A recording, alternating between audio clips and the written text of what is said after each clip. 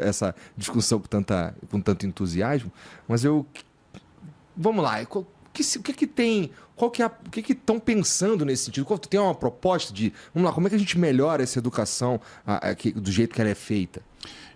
Já foi muito dito por muitas pessoas que um professor geralmente é nascido no século passado. Já temos professores do século XXI, mas geralmente, como ele é alguém já na fase do desmanche. Quer dizer, ele nasceu na década de 60, 70, 80. Ele fez uma faculdade de licenciatura e aí ele vai dar aula para um aluno do século XXI que agora, se nós tomarmos Yuval Harari como referência, quem nasceu a partir de 2001 vai viver 120 anos, que talvez chegue ao século 22. Eu estou falando de um saber arqueológico cristalizado, fossilizado, que não tenho certeza que vai ser útil no futuro. Verdade. A pergunta que se faz há muito tempo, desde os debates do escola-novismo até de uma educação orgânica, construtivista, é: tudo que eu aprendi sobre o predicativo do sujeito, tudo que eu aprendi sobre fração imprópria, tudo que eu aprendi sobre o rio Congo atravessar 2 vezes o Equador, todas as capitanias hereditárias, onde é que eu enfio na vida que eu vivo? Veja, você fez escola, como eu fiz, fez escola, aprendeu. Ninguém na minha escola falou sobre, por exemplo, falar em público. E todas as pessoas, com raríssimas exceções, elas vão passar a vida falando em público, seja com seu paciente, seja com seu público. Quem faz? Um encanador, um médico, um professor e um político deveriam ter aula sobre comunicação. E nada disso foi feito. Mas aprendeu, por exemplo, o que é um dígrafo. Talvez, provavelmente, não guardou. Mas você não acha que pelo menos é o que eu defendo para as minhas filhas, que pô, pai, para que eu vou usar isso daqui na minha vida e tudo mais? Eu queria chegar porque há um problema desse pensamento. Temos que ensinar coisas práticas. Não é isso que eu estou dizendo. Um grande professor meu da USP, o professor Franklin Leopoldo Silva, um grande especialista em Sartre, quando perguntava a ele, para que serve a filosofia? Ele dizia, para nada, quem serve é servo, a filosofia é soberana. Ela não serve, quem serve é servo. Entendi. Quando eu faço a pergunta, eu quero só coisas práticas, estou fazendo uma pergunta de subalterno. Na África do Sul, durante o racismo oficial do Apartheid, eles tinham 2 educações. Ensinavam-se aos negros que eles deveriam arrumar cama, trocar fusíveis, eles deveriam ser hábeis com encanamento, porque eles trabalharam com isso. E aos brancos, história da arte, estética, filosofia, história e línguas. Na verdade, dar acesso ao saber abstrato é uma forma de empoderar pessoas. Total. 86% das escolas brasileiras, na média, são públicas. 14%, o número é um pouquinho quebrado, são particulares. Então, quando a gente fala de educação, apesar de haver excelentes escolas privadas, temos que pensar na escola pública numericamente.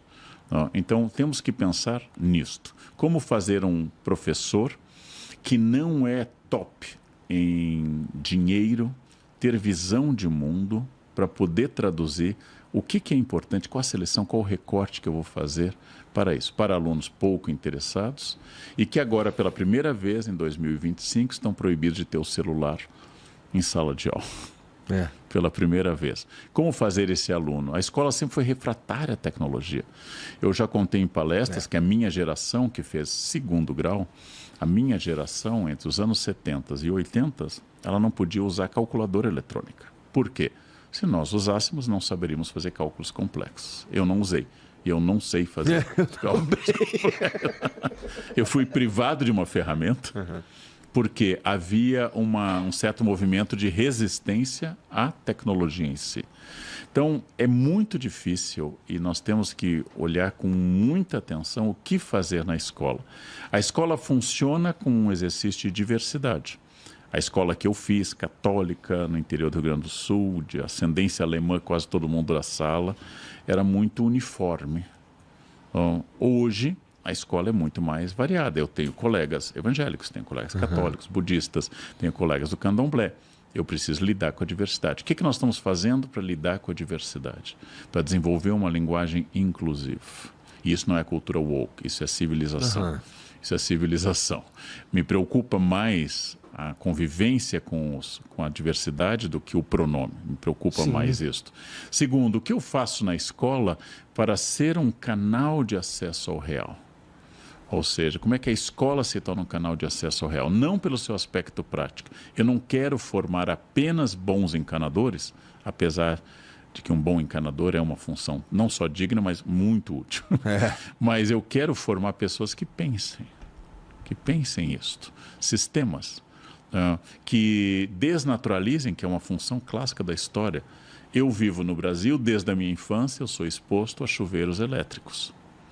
Foi uma surpresa quando eu fui morar fora descobrir que essa invenção brasileira causa horror nos estrangeiros. Suicide shower. Juntar eletricidade e água, o perfeito condutor, com um elemento fatal. Eu descobri que é uma jabuticaba.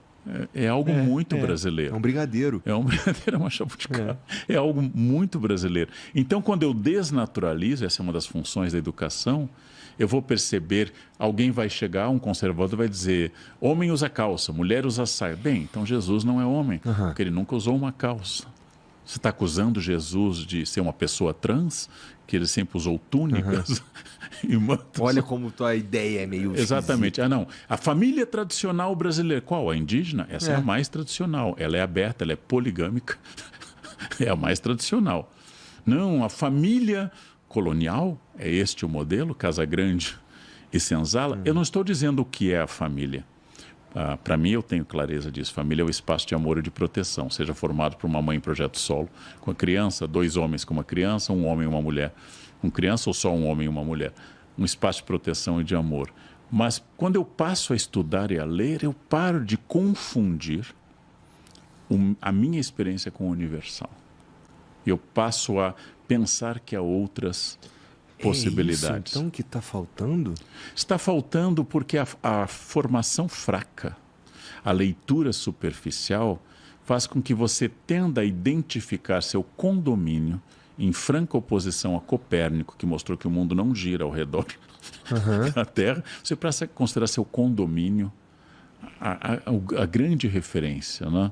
Então, esta é uma experiência de que na culinária, nos hábitos de sociabilidade, eu tenho que treinar no Brasil, eu viajo muito, os beijos. Paulista dá um beijo, paulista é muito protestante, né? Carioca dão 2, em geral os cariocas dão 2 beijos, BH dá 3. Até eu passei a associar ao prefixo telefone 11, São Paulo, 2, Rio, 3, BH. Gostei. Estou em área de BH, então 3 beijos. Então, a quantidade de beijos, eu vou para os Estados Unidos, não se beija ninguém. A não ser que assine um documento dizendo que não é assédio e que não vai envolver. Nunca passei por essa experiência.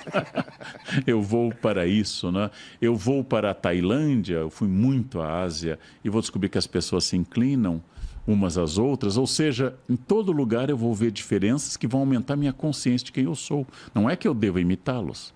Eu gosto da ideia do Gandhi, que uma vez disse, eu quero uma casa indiana, com janelas abertas para o sol e o vento do mundo inteiro. Eu tenho raiz, eu tenho identidade. Eu gosto de coisas que eu não consigo defender na Europa. Eu gosto de farofa. Né? Farofa aumenta a comida pouca, esfria a comida quente e dá sabor a coisa sem graça. Mas é porque eu sou brasileiro. Porra, é tão bom conversar com os caras assim aqui, porque assim, o cara consegue pôr em palavras claras o que eu sinto sobre a farofa. A farofa. Olha. Então, mas eu vou para a Europa onde não há farofa, onde me apresentam o cuscuz ou francês ou de origem marroquina como uma alternativa, mas não é a farofa. Aquilo não é a farofa. Eu consigo gostar de coisas porque elas têm memória afetiva. Eu amo pinhão. Que gosto tem pinhão? Tem gosto da água com sal que você cozinha o pinhão. Mas porque na minha infância, no inverno do Rio Grande do Sul, minha avó colocava sobre o fogão a lenha, pinhão. Eu já fui aos melhores restaurantes do mundo. Eu gosto de feijão, arroz branco e ovo com gema mole em cima. Do arroz. Tá. Então, essas coisas mostram a minha experiência, que eu não vou universalizar. Quando no interior da China não tinha café, só chá de manhã e tinha peixe e arroz, eu não tenho fome de peixe ao acordar, mas eu venho de uma cultura de farinha de trigo. A farinha de trigo é uma cultura da Mesopotâmia para cá, não é uma cultura chinesa, é a cultura do arroz. Então eu vou entendendo essas ligações todas, eu vou pressupondo muitas conclusões para ter minha consciência do mundo, não para eu ser esponja. do mundo, mas para ter consciência do mundo. Esse cosmopolitismo vai me tirando da arrogância de achar que eu sou uma referência. E um caminho, e um corta-caminho que você sugere para isso é leitura de livros. Eu acho que a inteligência pode ser treinada se você assistir a um bom filme, um filme que você debata, pense, faça que você leia bons livros. Não precisam ser muitos, precisam ser bons. Que você possa fazer isso ao ver um bom quadro. Alguns quadros são uma narrativa do mundo. Então, com as Meninas de Velázquez, por exemplo, aquela cena da corte do rei Felipe é uma cena que mostra todo o barroco sintetizado ali. Judite cortando a cabeça de Holofernes no pincel, por exemplo, de Caravaggio, é uma cena do mundo. O Abaporu, da Tarsila, hoje em Buenos Aires, é uma leitura de mundo. Mas então, ele falou um que eu conheço. Ufa! Você já deve ter visto já Judite, que são as 3 decapitações famosas da Bíblia, né? Que é João Batista, que é Davi e Golias, e no Novo Testamento, Salomé e João Batista. Provavelmente as 3 cabeças cortadas em voga na Bíblia e muito representadas. Essas representações, elas me abrem. E eu paro de dizer coisas como, eu não gosto disso porque isso até eu faria. E você analisa que isso é só falta de autoestima. Se é ruim porque eu faria. Não, essa coisa que o Picasso pintou até eu faria. Então faça, né? Faça. Faça algo assim. Né? E putz, essa parece ser uma vida meio chata, né? De tu, putz, tu não consegue nem... Tem uns caras, eu conheço umas pessoas que elas parece que são incapazes de apreciar uma parada porque... Sei lá, porque eu faria melhor ou porque não é tão bom assim. Pessoas que é muito difícil tu conversar sobre alguma coisa que tu assistiu, ou que você leu, ou que você ouviu e achou legal. E, puta, é sempre um saco. É sempre, nossa, que visão chata da vida, cara. Eu tinha um tio muito simples, já falecido, muito simples mesmo, de origem alemã, que tal como meu avô lidava com a terra. E ele viu umas fotos minhas no México, eu fiz doutorado sobre o México. E ele me viu lá em Teotihuacan, junto à Pirâmide do Sol. E ele disse, você foi para Azarábia. Essa silepse, Azarábia, é porque pirâmide para ele remete a Egito. Egito, bom, fala árabe. Egito deve ser para Azarábia. Porque pirâmide para ele ele funde, usar uma linguagem mais técnica, significado significante, pirâmide é aquilo. Ele não vai pensar que há pirâmides no mundo inteiro. Inclusive, a maior do mundo em base e volume está no México. Então, ele vai associar a uma experiência a esse respeito e vai pensar que aquela é a correta. Não é que seja errada, mas é uma experiência... Por exemplo, nem toda pirâmide tem interior, algumas são sólidas, né? Algumas não são sólidas, algumas são cheias de vãos e entradas, outras não. E aí você vai começar a pensar de forma cada vez maior. E uma coisa muito importante, quando eu forneço às crianças, uma dica para suas filhas, forneço às crianças palavras, sinônimos e mais sofisticadas, eu aumento a capacidade de pensamento. Porque um vocabulário estreito implica ideias estreitas. Mas não é preciosismo de linguagem. Não é dizer coisas parnasianas, ou seja, aquela escola que primava, como Olavo Bilac, pelo culto das palavras. É fazer com que ela possa expressar os sentimentos assim. Eu estou mal, eu estou péssima, eu estou devastada, eu estou